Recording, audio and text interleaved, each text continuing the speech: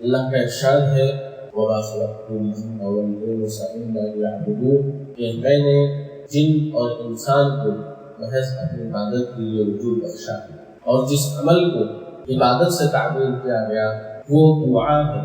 الدعاء هو العبادت، دعا ہی عبادت ہوتا یہ ہے۔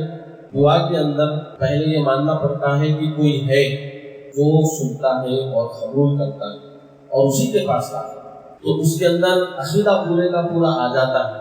جتنے غیر اللہ ہے، جتنے معبودان باطلہ ہیں، ان تمام کی تردید ہو جاتی ہے۔ اس لیے دعا کو اہمیت دی کہ اللہ سے دعا کریں، کیونکہ ہوتا کیا ہے نام نہاد مسلمان بھی غیر اللہ سے مدد مانگتے ہیں، غیر اللہ کے آگے ہاتھ پھیلاتے ہیں، دعا کرتے ہیں، مانگتے ہیں۔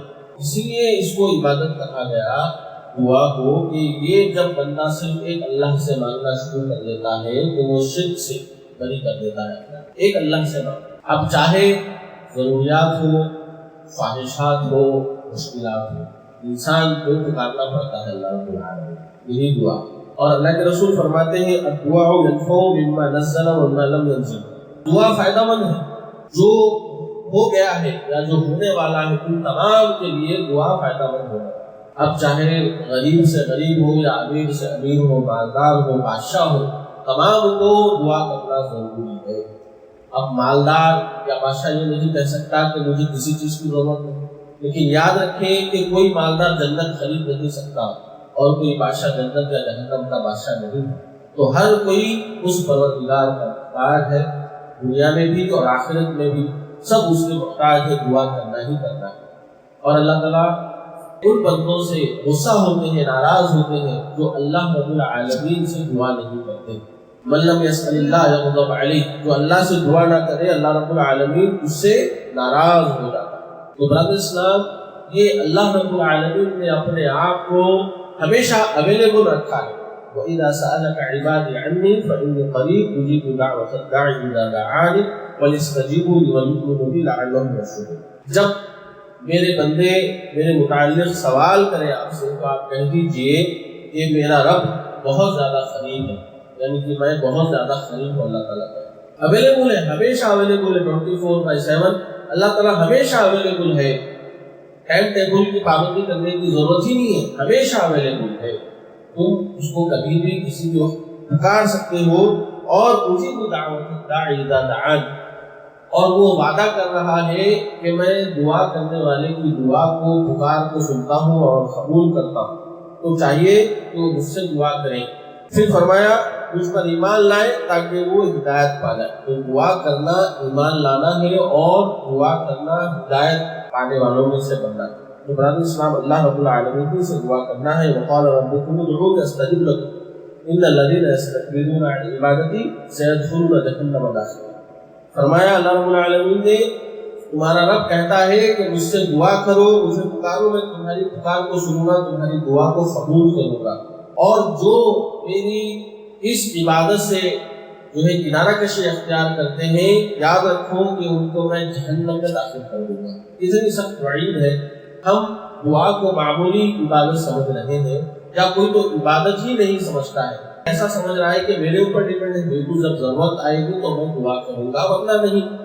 لیکن فرمایا جا رہا ہے کہ اگر تم دعا کرنے سے کنارہ کشی اختیار کرو گے تو میں تمہیں جہنم میں ڈالوں گا۔ تو اللہ تعالیٰ کو دعا اس سے مانگنا اتنا زیادہ پسند ہے، جو نہیں مانگتا اس کے لیے دردناک عذاب اللہ رب العالمین نے دیا ہے۔ اللہ تعالیٰ کہہ رہا ہے تم دعا کرو، استجب لکم، میں تمہاری دعا قبول کروں گا۔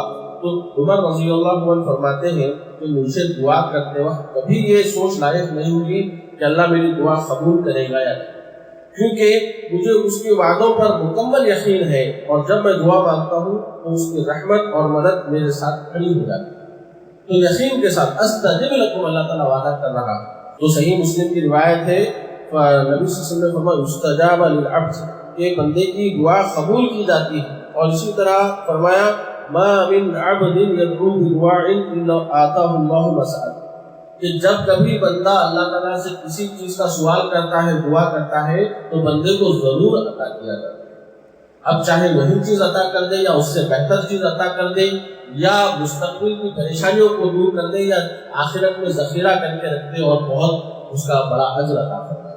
اتنا بڑا اجر کہ وہ خواہش کرے کاش میری کوئی دعا دنیا میں قبول نہ ہوتی بلکہ پورے کا پورا ذخیرہ یہیں پر مجھے آخرت میں مل جائے، تو ضرور اس کو عطا کیا جاتا ہے۔ وہ جو بھی دعا کر رہا ہے اس کو ملنے والا ہے، اللہ رب العالمین کا یہ وعدہ ہے۔ اور پھر اللہ کے رسول نے فرمایا ان ربکم حی کریم یستحی من عبدہ اذا رفع یدیہ ان یردها صفا، کہ بندہ جب دعا کے لیے ہاتھ پھیلاتا ہے تو اللہ کو اس بات سے شرم آتی ہے کہ اس ہاتھوں کو خالی لوٹا دے، اس سے اللہ کو شرم آتی ہے۔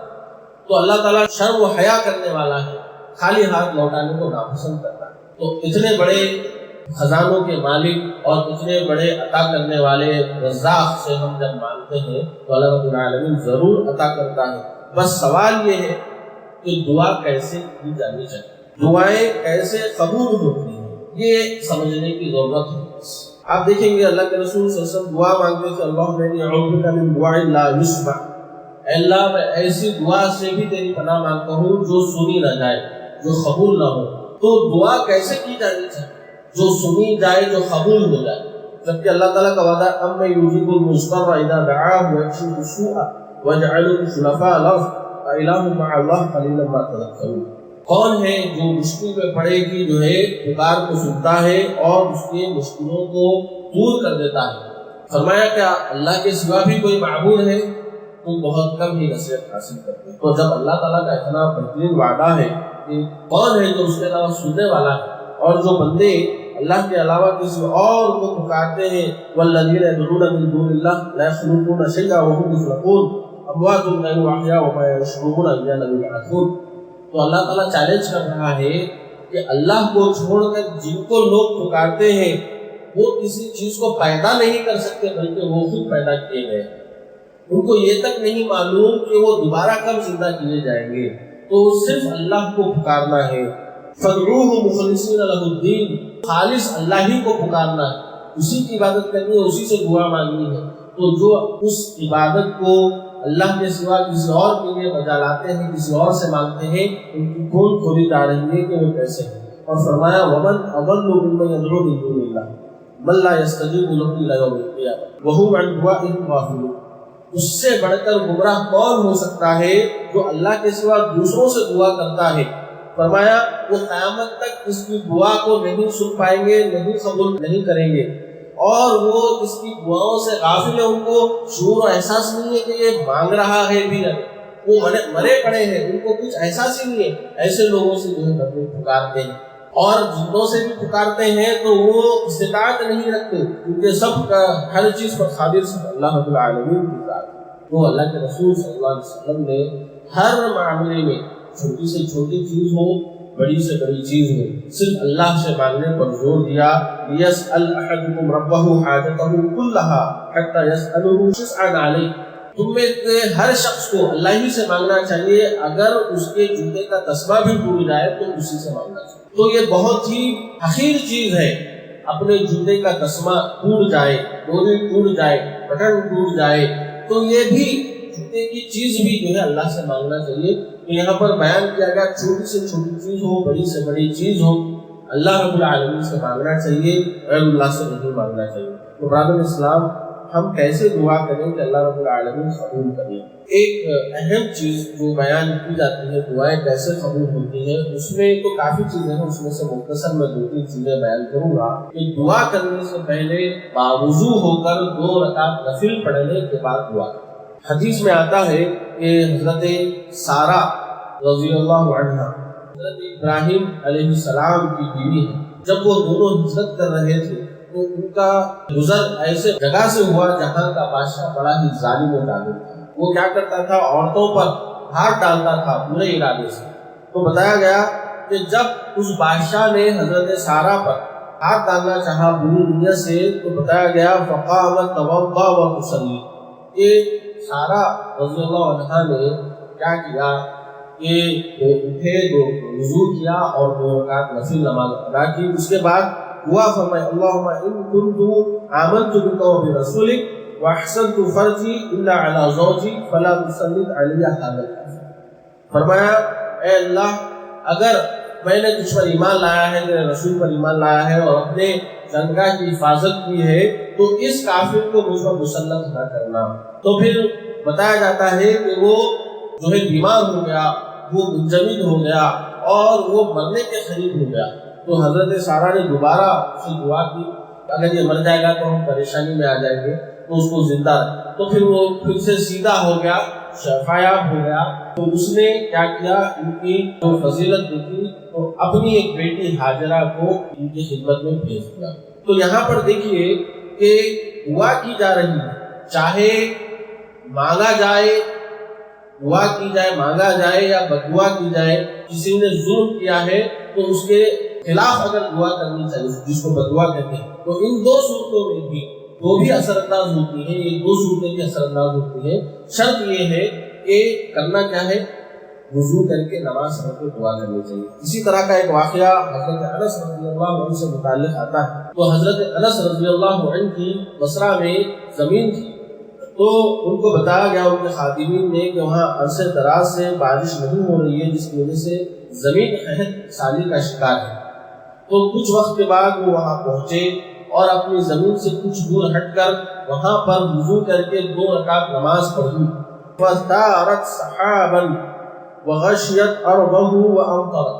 بتایا گیا کہ ابھی انہوں نے دعا کی ہی تھی کہ ایک بادل آیا اور انہی کی زمین کو سیراب کر کے چلا گیا۔ صرف ان کا ہی جتنی زمین تھی اسی پر بادل برسے اور وہ بادل گزر گیا۔ تو بتایا گیا، امام ذہبی رحمہ اللہ فرماتے ہیں کہ یہ جو حادثہ کرامۃ بینۃ ثبتت بسند ہے، کہ یہ واضح جو کرامت حضرت انس سے ثابت ہے، یہ 2 صحیح سندوں سے ثابت ہے، یہ واقعہ بالکل سچا ہے۔ تو انہوں نے بھی 2 رکعت نماز وضو کر کے 2 رکعت نماز پڑھ کے دعا مانگی تو فوراً ان کی دعا قبول ہو گئی۔ تو اسلام دعا جو بندہ کرتا ہے 2 چیزیں ہیں، ایک تو دعا کرنے والا اور جو دعا قبول کرنے والا۔ ایک تو جو دعا قبول کرنے والا ہے وہ تو پھیلا ہوا ہے ہاتھ، دعا قبول کروں گا یہ گارنٹی دیا ہوا ہے، لیکن غلطی کا ہو رہی ہے جو مانگنے والا ہے وہ جس طریقے سے مانگنا ہے اس طریقے سے نہیں مانگ رہا ہے، اس لیے اس کی دعا قبول نہیں ہو رہی ہے۔ تو بتایا گیا کہ 2 رکعت نماز وضو کے بعد پڑھیں، یا جو الذین آمنوا استعینوا بالصبر والصلاۃ۔ تو اللہ کی مدد نماز کے ذریعے سے آتی ہے، صبر اور نماز کے ذریعے سے آتی ہے۔ اللہ تعالیٰ فرماتا ہے واستعینوا بالصبر والصلاۃ وانها لکبیرۃ الا علی الخاشعین۔ پھر اسی طرح فرمایا اللہ کی مدد حاصل کرنا ہے صبر اور نماز کے ذریعے سے حاصل کرو، اور یہ کام جو ہے تقویٰ اختیار کرنے والے اللہ تعالیٰ سے ڈرنے والوں کو ہی حاصل ہوتا ہے۔ تو یہ جو 2 رکعت نماز پڑھنا ہے دعا سے پہلے، یہ تقویٰ پرہیزگار لوگوں کا کام ہے۔ اللہ کے رسول صلی اللہ علیہ وسلم فرماتے ہیں کہ اللہ رب العالمین جو ہے دعا جو قبول کرتا ہے وہ 3 لوگوں سے قبول کرتا ہے اور 3 لوگوں سے قبول نہیں کرتا۔ تو پورے یقین کے ساتھ دعا کرنے والوں سے ہی اللہ تعالیٰ دعا قبول کرتا ہے۔ اللہ کے رسول صلی اللہ علیہ وسلم فرماتے ہیں ادعوا اللہ وانتم موقنون بالاجابہ واعلموا ان اللہ لا يستجيب دعاء من قلب غافل لاهٍ۔ اللہ کے رسول فرمائے جب بھی تم دعا کرو تو قبولیت کے یقین کے ساتھ دعا کرو، کیونکہ اللہ رب العالمین جو ہے غافل اور اللہ رب العالمین سے بے پرواہ دل سے دعا قبول نہیں کرتا۔ تو بے پرواہ اور غافل دل اگر ہو جائے تو پھر دعا قبول نہیں کی جائے۔